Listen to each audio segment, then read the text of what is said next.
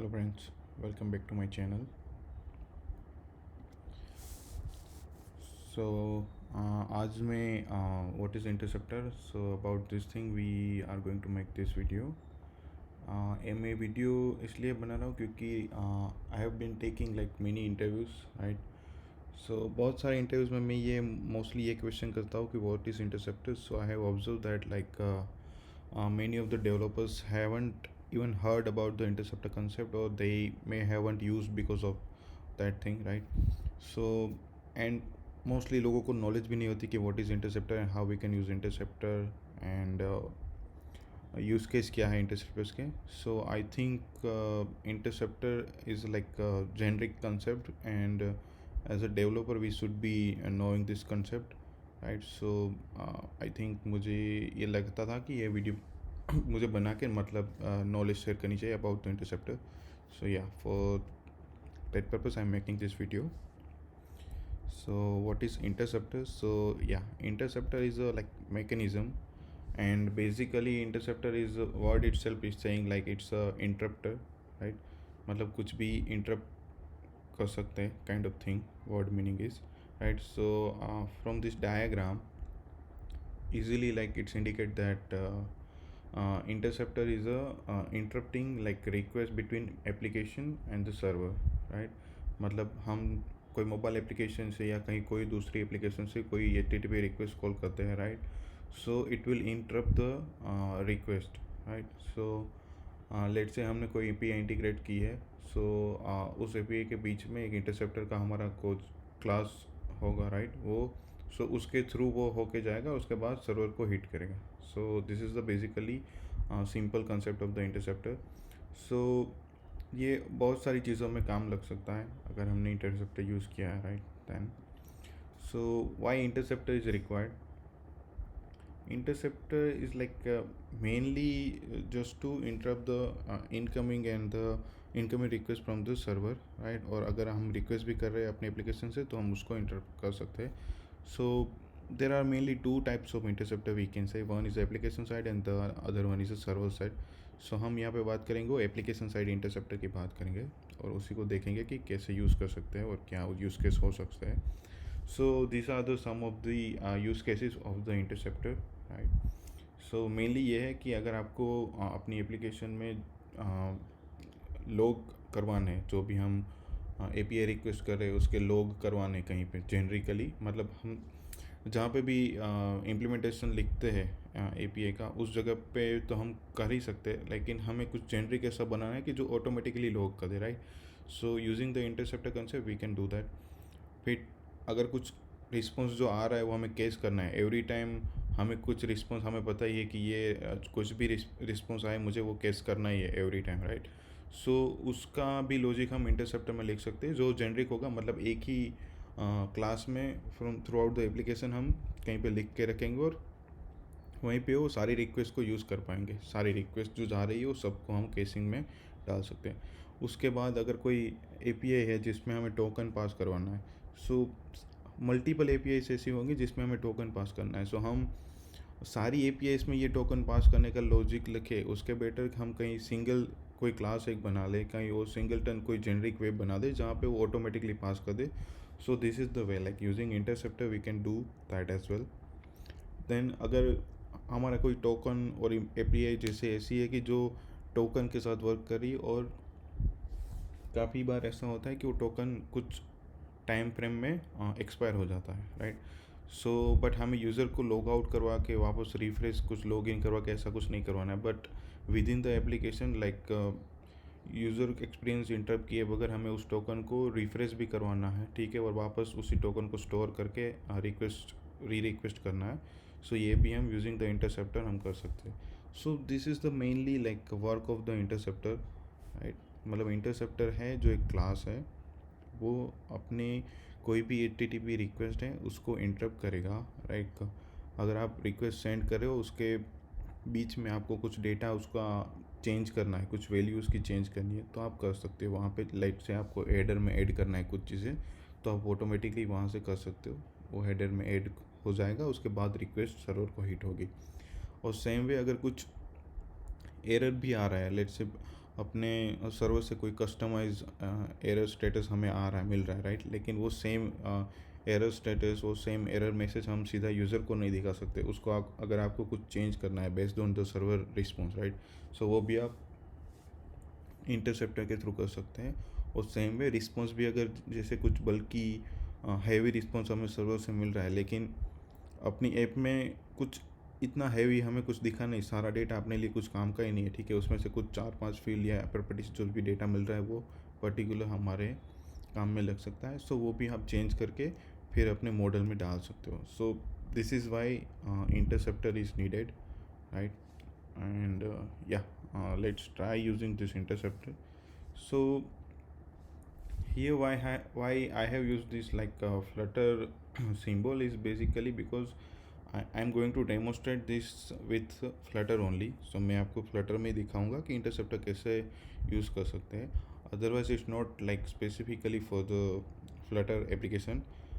Interceptor कहीं पे भी यूज़ कर सकते हो, एंड्रॉयड एप्लीकेशन हो, नेटिव कोई भी एप्लीकेशन हो, कोई भी अदर एप्लीकेशन।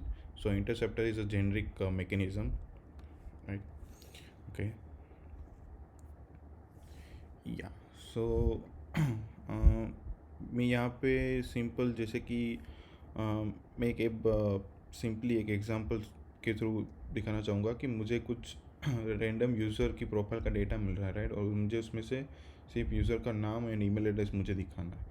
सो मैंने कुछ API रखी है, ठीक है, जैसे कि एक वेबसाइट है रैंडम यूज़र, राइट, ये API दे दी है कि इसकी API है ये वाली। अगर आप हिट करोगे एवरी टाइम तो ये कुछ रैंडम यूज़र की इन्फॉर्मेशन देगा, लेट्स से। सो ये API रिस्पॉन्स में बहुत सारा डेटा मुझे मिल रहा है, राइट, बट मेरी एप्लीकेशन की रिक्वायरमेंट यही है कि मुझे सिर्फ उसका यूज़र का नाम दिखाना है और उसका ईमेल एड्रेस दिखाना है, राइट, मुझे इतना ही दिखाना है। बट इसमें मुझे कुछ काफ़ी ज़्यादा ही डेटा मिल रहा है जो आई थिंक मेरे लिए कुछ काम का नहीं है, ठीक है। सो फर्स्ट ऑफ ऑल मैं क्या करूँगा, like, and one more thing is like API request hit करने के लिए मैं यहाँ पे DO यूज़ कर रहा हूँ, DO HTTP क्लाइंट।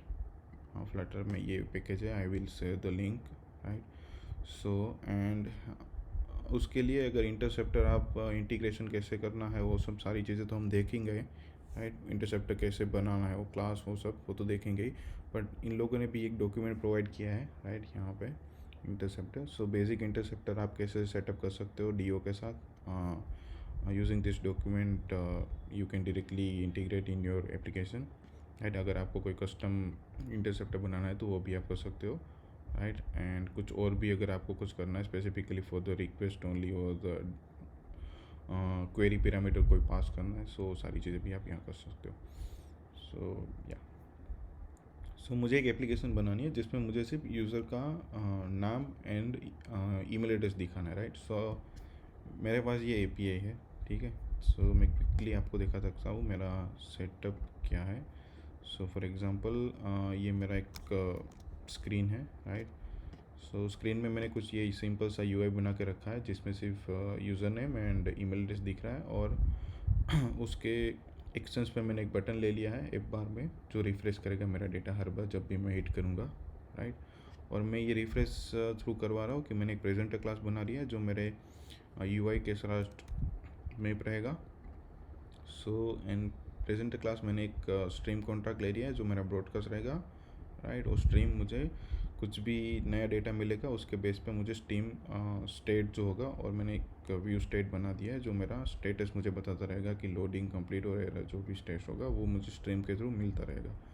तो जब भी हम हिट करेंगे फर्स्ट मैं लोडिंग स्टेट एमिट करूँगा, उसके बाद कंप्लीट हो जाने के बाद कंप्लीट स्टेट विथ डेटा, और अगर कुछ एरर है तो एरर स्टेट। तो based on that we can like refresh the UI state, right. So मैंने यहाँ पे सिंपल सा ही बना लिया, और अभी के लिए मेरे पास स्टैटिक मैंने डेटा पास कर दिया, ठीक है, जो कि अभी हम डायनामिकली थ्रू द API करेंगे, right. So and one more like मुझे नीड यही है कि मुझे सिर्फ मेरे यूज़र का नाम एंड ईमेल दो ही दिखाना है, like first name, last name and email. So मुझे जो रिक्वायरमेंट थी बेस्ड ऑन दैट मैंने एक मॉडल बना लिया, राइट, यूज़र एंटिटी का, ठीक है, जिस पे मेरे पास जो भी मुझे चाहिए स्पेसिफिकली वही मैंने डिपेंड करके रखा है, first name, last name and email address, right. अभी जो मेरे पास एपीआई है वो मुझे कुछ ज़्यादा ही डेटा दे रही है, राइट। तो फर्स्ट हम क्या कर लेते हैं कि ये जो रिस्पॉन्स है एपीआई का, उसका एक जेसन टू एक मॉडल बना लेते हैं, जो हम सीधा उस मॉडल को पास कर पाए अपने एपीआई के थ्रू जब भी यूज करेंगे। तो यूज़र एंटिटी रिस्पॉन्स, ठीक है। तो ये जनरेट हो गया हमारा मॉडल, एंड मैं सिंपली इसको कॉपी कर लेता हूँ, एंड ये मेरा नेटवर्क और डेटा फोल्डर है जिसके अंदर मेरा प्रेजेंटर है और रेपोजिटरी है। तो रेपोजिटरी के साथ में एक फोल्डर बना देता हूँ, फॉर एग्जांपल एंटिटीज़ करके। सो ये फोल्डर रहेगा जिसमें हम जो भी रिस्पॉन्स मिलेगा उसका जो भी मॉडल पास करने के लिए बनाएंगे वो मैं यहाँ पे स्टोर कर रहा हूँ अभी के लिए, ठीक है। सो फाइल बना लेते हैं quickly, entity, sorry, user entity response,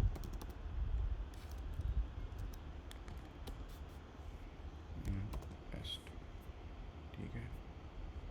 सो ये हमारा मॉडल हो गया जो हमें एपीआई रिस्पॉन्स में जो मिल रहा है सीधा वही पास करके हमें रिटर्न कर देगा। ये unnecessary things we can remove, okay. So अब हम क्या करेंगे कि मेरा प्रेजेंटर लेयर होगा, वो जो प्रेजेंटर है अपनी एपीआई रेपोजिटरी से डेटा ला के देगा, राइट। सो मेरे रेपोजिटरी में आए हैं वो like already created this DO API client, जो कि मेरा सिंगलटन क्लास है जो मैं कहीं पे भी यूज़ कर सकता हूँ। सो स्पेसिफिकली हमारे पास एपीआई रेपोजिटरी है, सो उसे मैं इंटीग्रेट करके रखा है, राइट। सो यहाँ डीओ के साथ like it has some predefined interceptor classes as well, let's say. So मेरे पास यहाँ पे लॉग इंटरसेप्टर मैंने ऑलरेडी डिफाइन करके रखा है यहाँ पे, राइट।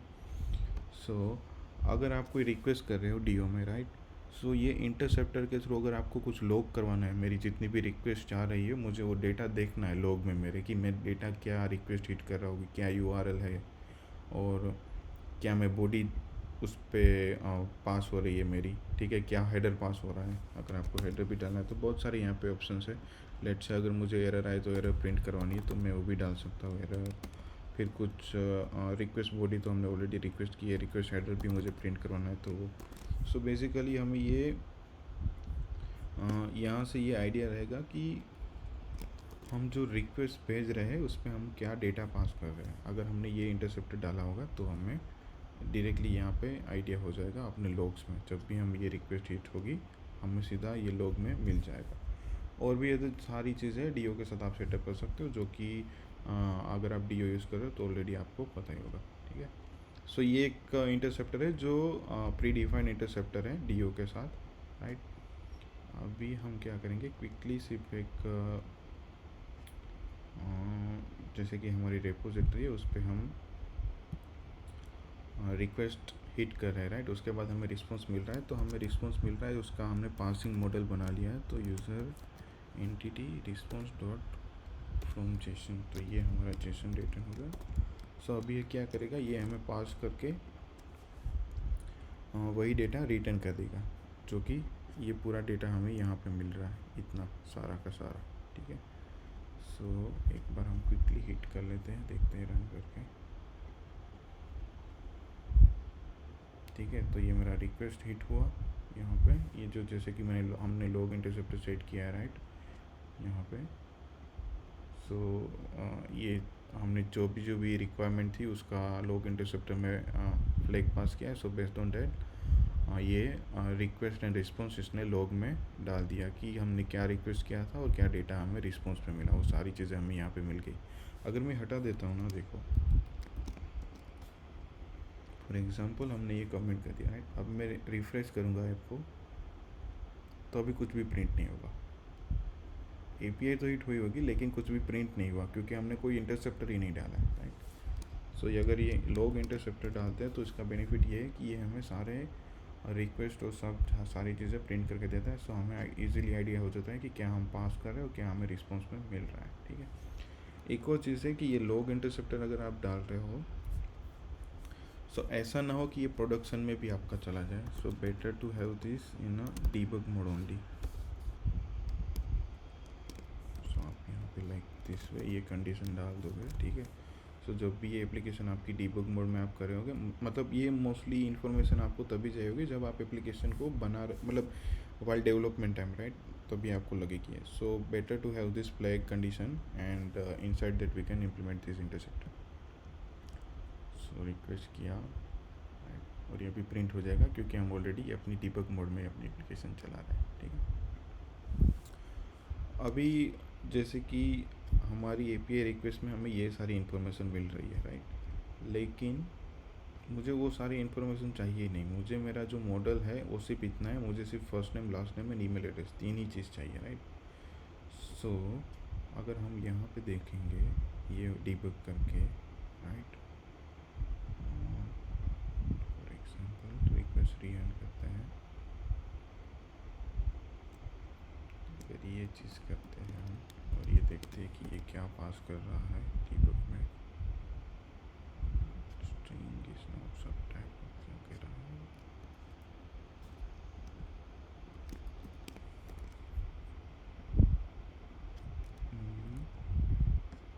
थिंक कुछ एरर है यहाँ पे, देखते हैं कौन सी चीज़ पे एरर मिल रही है हमें, कहाँ पे. यहाँ तक आ रहा है कि नहीं, फर्स्ट ये देखते हैं, देखते हैं यहाँ पे आ रहा है कि नहीं.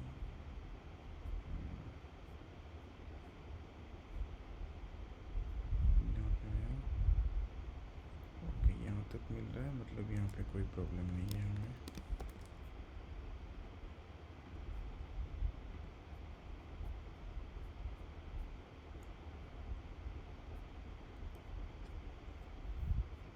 देखते हैं शायद यहाँ पे प्रॉब्लम करे.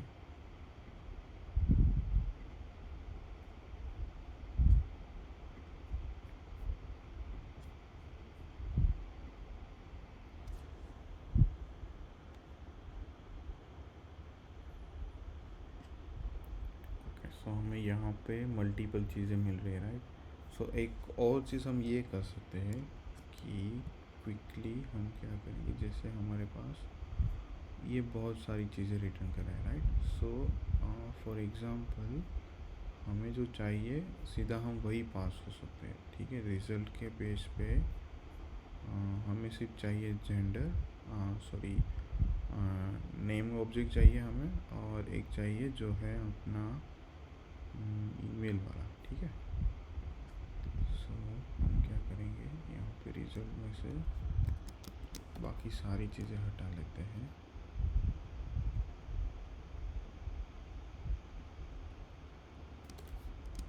सो हम उसको एंटरटेन ही नहीं करेंगे क्योंकि वो सारी चीज़ें हमारे लिए अभी के लिए रिक्वायरमेंट नहीं है, ठीक है. हमारी एप्लीकेशन में जो मुझे रिक्वायरमेंट है वो ये है कि मुझे सिर्फ नाम दिखाना है एंड ईमेल एड्रेस दिखाना है. सो हम अपना मॉडल जो है रिस्पॉन्स पास कर रहे हैं, वो मॉडल एक तो है यहीं पे पास कर लेंगे. सो हम थोड़ा सॉर्ट आउट हो जाएंगे कि पासिंग के जो इश्यू आ रहे हैं वो इजीली निकल जाएंगे हमारे लिए, ठीक है.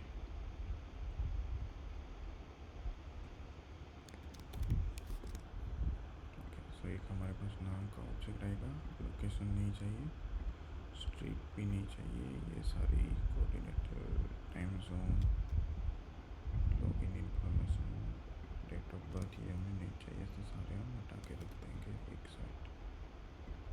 आईडी भी नहीं चाहिए, पिक्चर भी नहीं चाहिए हमें, और इनको भी नहीं चाहिए, तो इसको भी हम हटा लेते हैं.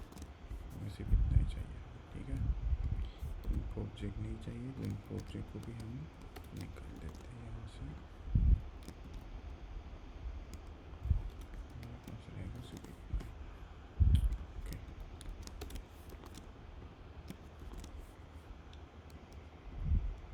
सो एक बार देखते हैं कि क्या हो रहा है. अभी ये रिक्वेस्ट हिट हुई और रिस्पॉन्स हमें मिल गया. रिस्पॉन्स देखते हैं पास होके मिल रहा है कि नहीं, ओके. सो ये हमारा रिस्पॉन्स पास हो गया हमारे यूज़र एंटिटी रिस्पॉन्स मॉडल में जो हमने पासिंग के लिए बनाया है ये. सो ये बेसिकली क्या करेगा, जो भी रिस्पॉन्स जेसन में मिल रहा है उसी को सिर्फ हमें पास करके उस मॉडल में कन्वर्ट करके वो डेटा मॉडल में डाल के दे देगा, ठीक है. सो अभी इस मॉडल में हमारे पास है नाम, जो यूज़र का नाम है वो इन्फॉर्मेशन है, और ईमेल एड्रेस है वो इन्फॉर्मेशन है, ठीक है। अभी हम इसको जाने देते हैं, ठीक है। सो हमारा ये काम हो गया कि हमने पार्सिंग मॉडल बना लिया, जो हमें एपीआई भी हिट हो रही है, लॉग भी हो रहे हैं हमारे इंटरसेप्टर के थ्रू, और हमने रिस्पॉन्स मॉडल दे दिया और रिस्पॉन्स मॉडल में पास भी हो रहा है डेटा करेक्टली, ठीक है। अभी हम देखेंगे तो हमारी मेन रिक्वायरमेंट वो ये है कि मेरा जो डेटा है, ठीक है, वो तो मुझे मिल गया एपीआई के थ्रू, बट मेरा जो एंटिटी जो मैंने प्रेजेंट मतलब यूआई लेयर पे जो मैंने मॉडल बनाया है मेरा, वो तो सिर्फ इतना ही है कि मुझे उसमें सिर्फ simply first name, last name and email address यही चाहिए। और अगर हम करंटली ये जो मॉडल देखें जो रिस्पॉन्स है, उसमें क्या है कि हमें फर्स्ट रिजल्ट मिलता है, रिजल्ट के अंदर फिर उसका नाम ऑब्जेक्ट मिलता है, उसके अंदर भी उसके एंटिटीज़ हैं, और उसके बाद अलग से ईमेल भी मिलता है, राइट। सो ये सारी चीज़ें भी हमें नहीं चाहिए। तो हम क्या करेंगे, ये सारी चीज़ें भी एक इंटरसेप्टर के थ्रू अवॉइड कर सकते हैं। लेट्स से मैं एक इंटरसेप्टर बना लेता हूँ, कस्टम इंटरसेप्टर हम बनाएंगे।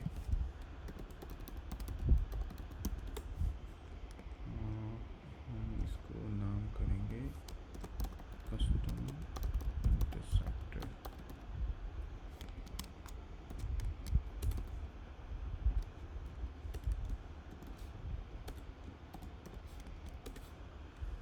मैंने कस्टम इंटरसेप्टर की फाइल बना ली, एंड एक्सटेंड करेंगे हम उसको इंटरसेप्टर से। तो आप देख लेते हैं कि यही होता है कि क्या, ठीक है। डीओ में जाएंगे हम, कैसे बनता है इंटरसेप्टर। तो यहीं पे वही बना है कि कस्टम इंटरसेप्टर, उसको एक्सटेंड कर सकते हैं इंटरसेप्टर से। सो इंटरसेप्टर वो एक प्री डिफाइंड बेस क्लास हम इसको कंसिडर कर सकते हैं, एब्स्ट्रैक्ट क्लास। अब हम क्या करेंगे, यहाँ पे हमें चाहिए ऑन रिस्पॉन्स। सो ये 3 मेथड है, उसको हम ओवरराइड करके जो भी हमें मॉडिफाई करना है वो कर सकते हैं। लेट्स से कुछ एरर आए, एरर को हिंटिंग करके कुछ एरर रिस्पॉन्स हमें कुछ यूआई साइड पे कुछ अलग दिखाना है वो कर सकते हैं, रिक्वेस्ट को इंटरसेप्ट कर सकते हैं और रिस्पॉन्स को। सो फिलहाल हमारी रिक्वायरमेंट ये है कि हमें रिस्पॉन्स को इंटरसेप्ट करके जो हमें चाहिए वो डेटा हम लेंगे, राइट।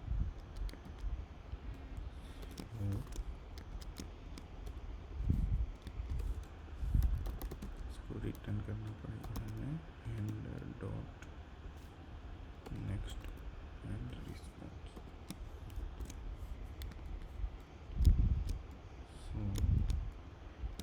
अब एक और जिसकी ये जो इंटरसेप्टर हम बना लिया, ठीक है, हम क्या करेंगे, इस इंटरसेप्टर को डीओ में ऐड कर लेंगे अपने, DO dot interceptor dot add.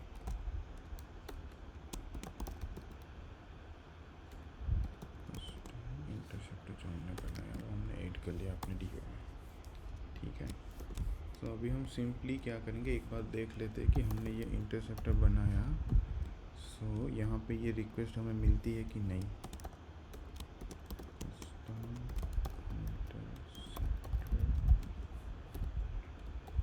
देख लेंगे कि हमें यहाँ पे जो चाहिए वो रिस्पॉन्स में मिलता है कि रिस्पॉन्स डॉट डेटा, ठीक है। तो यहाँ पे डिबग कर लेता हूँ मैं, देखते हैं कि यहाँ पे आता है कि नहीं अभी।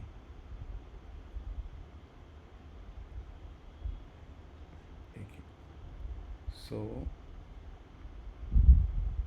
हमें जो डेटा चाहिए था, ठीक है, वो रिस्पॉन्स मिल तो गया हमें यहाँ पे, लेकिन ये जो रिस्पॉन्स होगा ये फुल्ली जो भी हमने एपीआई में जो आ रहा है वो सारा का सारा डेटा यहाँ पे हमें मिल रहा है, ठीक है। सो अभी देखो कि ये जो इंटरसेप्टर था इस पर हमने डिबग पॉइंट डाला है, तो पहले ये यहाँ पे आया, ठीक है। यहाँ पे आने के बाद अभी वो जाएगा रिपोजिटरी में। यहाँ पे अगर मैं इसको रन करूँ वापस, ठीक है, 1 मिनट।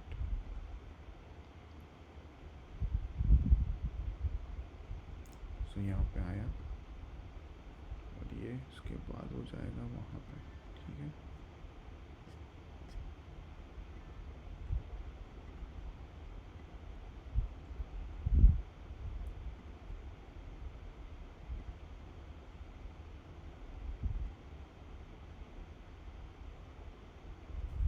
ये वापस ये हिट किया हमने,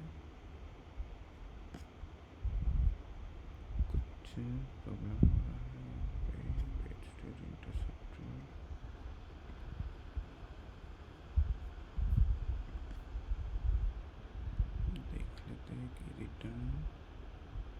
सुपर डॉट ऑन रिस्पॉन्स करना है। ओके,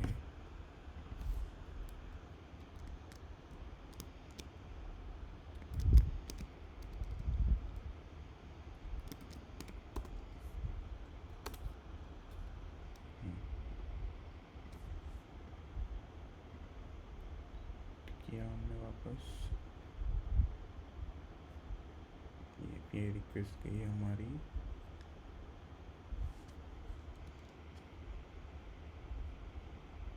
रिस्पॉन्स आया, उसके बाद यहाँ पे है, ठीक है।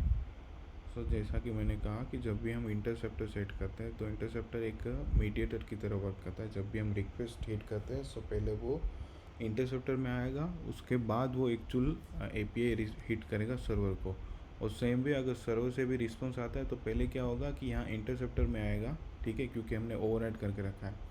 तो पहले वो यहाँ पे हिट करेगा, उसके बाद हम जहाँ पे एक्चुअल पार्सिंग कर रहे हैं वहाँ पे जाएगा, राइट। सो यही हुआ कि पहले यहाँ पे आया, उसके बाद वो यहाँ पे आया। सो अभी हम क्या करेंगे, ये जो हमारा लॉजिक है इसको हम कर लेंगे यहीं पे, ठीक है। ये क्या हमें पूरा रिस्पॉन्स मिल रहा है यहाँ पे। सो हमने क्या किया कि पहले तो हमने जो रिस्पॉन्स मिल रहा है उसको फुली पास कर लिया, जो हमें चाहिए था पास एक मॉडल में कन्वर्ट कर लिया ताकि इजी रहे हमारे यूज़ करने के लिए। अब इसके बाद भी हमारी रिक्वायरमेंट क्या है कि मैंने जो मॉडल बनाया उसमें मुझे सिर्फ 3 ही चीज़ चाहिए, last name, first name and email address, right. तो मैं क्या करूँगा, जो मेरा रिस्पॉन्स मुझे मिल रहा है उसमें से मैं वो जो मेरा डेटा जो मुझे चाहिए उस डेटा को मैं निकाल लेता हूँ, ठीक है। जैसे कि मैं पहले देख लेता हूँ कि यहाँ पे हमें रिस्पॉन्स में क्या मिल रहा है। सो रिजल्ट एक एरे है, ठीक है। सो एरे में से हमें एक ही हर टाइम ऑब्जेक्ट मिल रहा है, तो मैं एरे डॉट फर्स्ट कर लूँगा।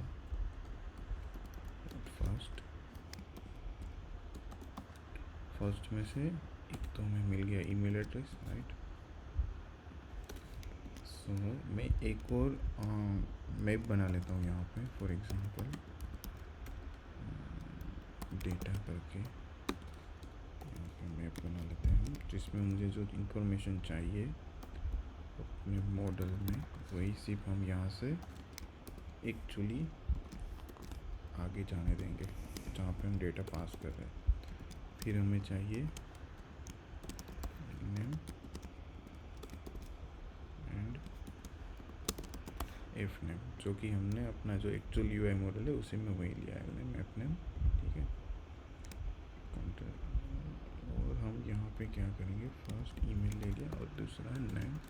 सो नाम में से हम ले लेंगे लास्ट, फिर नेम लेंगे, यहाँ से लेंगे हम फर्स्ट।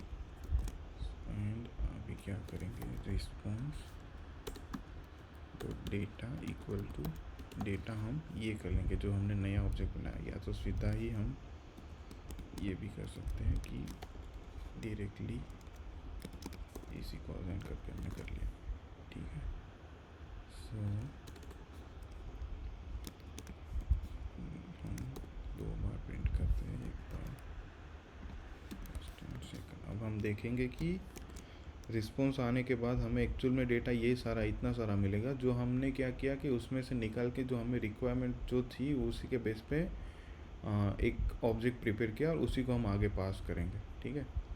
सो अभी हम जब यहाँ पे करेंगे ना इसको, यहाँ पे भी हम रखते ही है, ठीक है।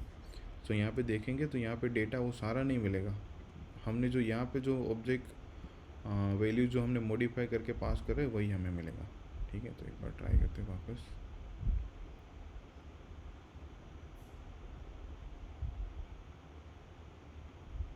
रिक्वेस्ट हिट हुई, ठीक है। और ये कस्टम इंटरसेप्टर वर्जन जो हमने लॉग करवाया उसमें देखेंगे तो सारा डेटा मिल रहा है जो हमें एपीआई से आ रहा था वो, ठीक है। और अभी हमने क्या किया कि उस डेटा मॉडल में से जो हमें रिक्वायर्ड था वही डेटा निकाल के एक मॉडल ऑब्जेक्ट अलग से बना लिया, राइट। सो और इसको असाइन कर दिया रिस्पॉन्स टू डेटा में। तो अगर हम अभी ये देखते हैं कि इसमें क्या हमें मिल रहा है, ठीक है। यहाँ पे ये देखो, यहाँ पे हमें सिर्फ 3 ही चीज़ मिल रही है, email, last name and first name, जो कि हमें वही चाहिए था, उतना ही, ठीक है। सो ये हमने निकाल दिया। और अभी हमारे पास यहाँ से हमने वापस उस रिस्पॉन्स को आगे जाने दिया, तो अब ये जाएगा जहाँ पे हमने पार्सिंग करके रखा है, पार्सिंग का लॉजिक लगा के रखा है। अगर इसको हम देखेंगे तो यहाँ पे अब हमें 3 ही चीज़ मिल रही है, नहीं कि पूरा जो मॉडल। ठीक है, अब इसको हम करेंगे तो ये फेल हो जाएगा, क्योंकि इसको जो डेटा चाहिए वहाँ पे है ही नहीं, तो ये नल हो गया।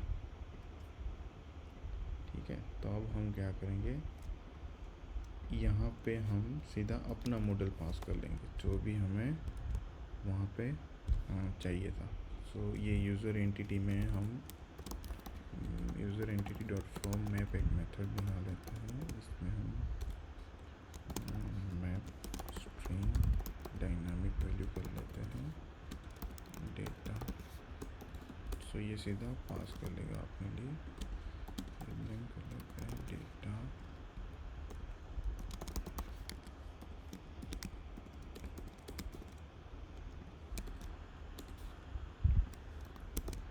name and email।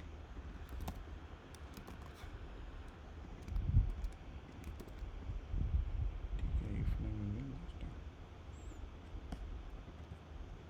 सो अभी हम सीधा जो हमें एक्चुअल में जो मॉडल जो चाहिए उसी मॉडल को पास करके हम सीधा यूआई पे रिटर्न कर देंगे। सो रिस्पॉन्स डॉट डेटा। ठीक है, शायद हमने यहाँ पे ये जो मॉडल यहाँ पे नाम गलत लिख दिया था तो वो हो गया। ओके, अभी हम डिबग करके यहाँ पर देखेंगे कि हमें कहाँ ये पास हो रहा है कि नहीं, अपना एक्चुअल जो यूआई मॉडल हम यूज़ करने वाले यूआई पे जो मॉडल वो। ठीक है, ये भी एक कॉल हुआ और हमें रिस्पॉन्स मिला, तो देखते हैं कि ये रिस्पॉन्स इंटरसेप्टर के थ्रू आया है। सो हमें जो चाहिए वही डेटा हमें यहाँ पे मिलेगा अभी, email, last name and first name. ठीक है, सो एक बार फुली डिबग करके देखते हैं, इसको इवेल्यूट करते हैं कि मॉडल पास हो रहा है कि नहीं सही से। हाँ, सो अभी हमारे यूज़र एंटिटी में वही डेटा हमें मिल रहा है जो हमें चाहिए एक्चुअल यूआई में दिखाने के लिए। ठीक है, सो ये हमें मिल गया। अभी क्या करेंगे हम, सो अब तो हमें पता ही है कि हमें यूज़र एंटिटी हमें मिलने वाली है, राइट। सो यूज़र एंटिटी सीधा रिटर्न कर देते हैं इंस्टेंट डायनामिक, इसको हम नलेबल कर देते हैं।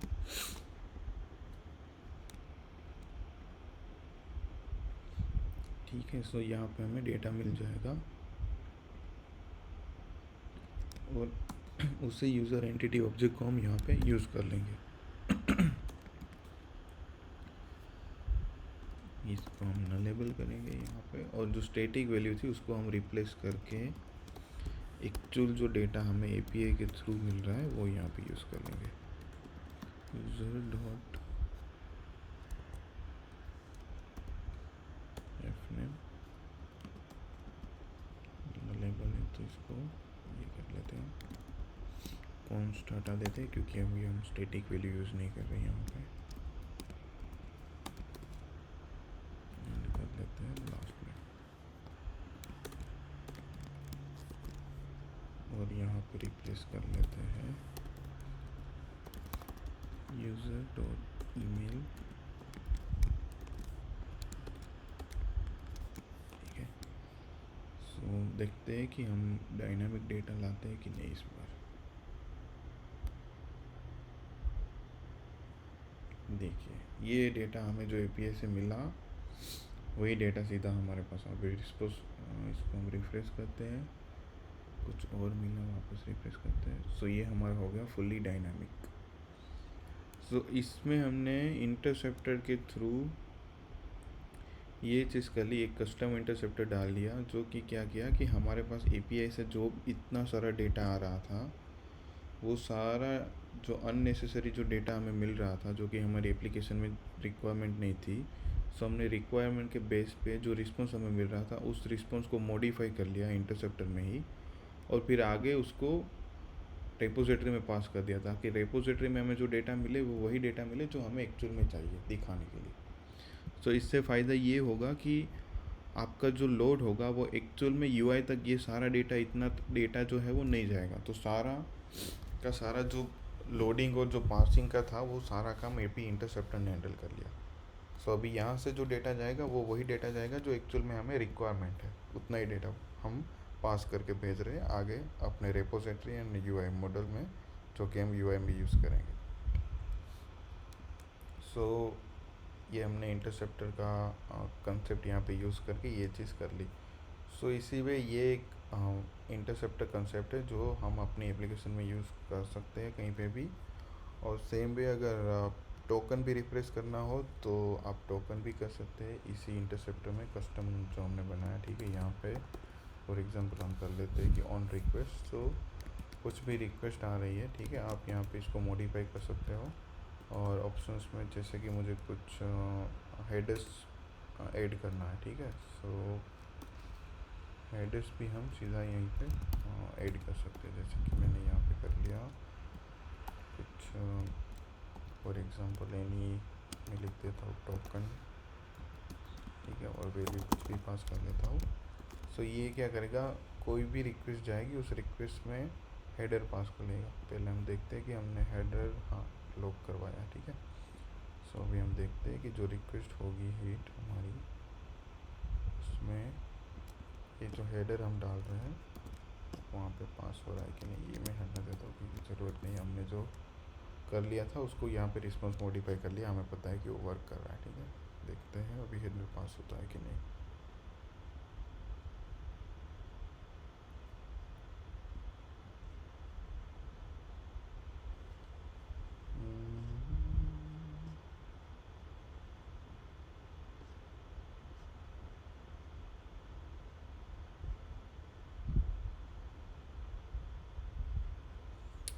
हेडर्स तो है अपने पास, लेकिन जो टोकन हमने ऐड किया वो यहाँ पे प्रिंट नहीं हो रहा है। लेकिन ये पास 100% उसको कर रहा है, शायद ये प्रिंट यहाँ पे नहीं कर रहा है, वो अलग बात है, लेकिन वो पास 100% हो रहा है, ठीक है। सो मतलब ये हमने क्या कर लिया कि एक ही जगह पे इसका इम्प्लीमेंटेशन रहेगा टोकन पास होने का, ठीक है। और ऑटोमेटिकली सारी रिक्वेस्ट जब भी हम हिट करेंगे वो ऑटोमेटिकली सारी रिक्वेस्ट में ये है टोकन पैरामीटर पास करता रहेगा, और जो भी हमने वैल्यू सेट किए वो। और सेम वे जब भी रिस्पॉन्स भी हमें मिलेगा, सो उसी रिस्पॉन्स को वो मॉडिफाई करके हमें जो चाहिए वही रिस्पॉन्स रिटर्न करेगा, ताकि वो हमें दिखाने में, वो पास करने में आगे आसान रहे। एंड सेम वे अगर यहाँ पे मैंने एक ही रिक्वेस्ट के लिए ये यूज़ किया है तो मैंने कोई कंडीशन नहीं डाली है, राइट। पर अगर हमारी एप्लीकेशन में मल्टीपल APIs इम्प्लीमेंटेड होगी, राइट, तो सारी APIs के लिए तो ये लॉजिक अगर हम लिखेंगे तो वो फेल कर देगा, ठीक है, क्योंकि सारी APIs हमारी सेम रिस्पॉन्स रिटर्न नहीं करी होगी, सेम मॉडल भी रिटर्न नहीं करी होगी, राइट। सो यहाँ पे आप कंडीशन भी डाल सकते हो अपने रिक्वायरमेंट के बेस पे, और यहाँ पे चेक कर सकते हो कि मैं जो रिक्वेस्ट कर रहा हूँ उसका URI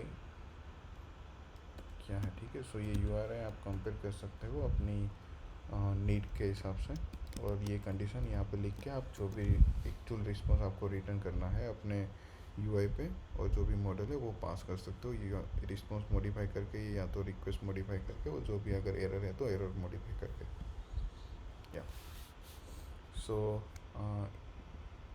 यही है इंटरसेप्ट कंसेप्ट कि ये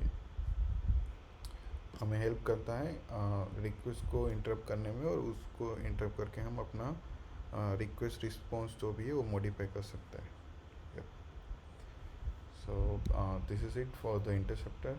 अगर और भी आपके पास कोई कंसेप्ट है जो कि आपको नहीं पता है, ठीक है, सो प्लीज़ कमेंट करके ज़रूर बताना। और अगर आपको वीडियो मेरा अच्छा लगे सो प्लीज़ शेयर कर देना, and subscribe my channel for the next video. Thank you.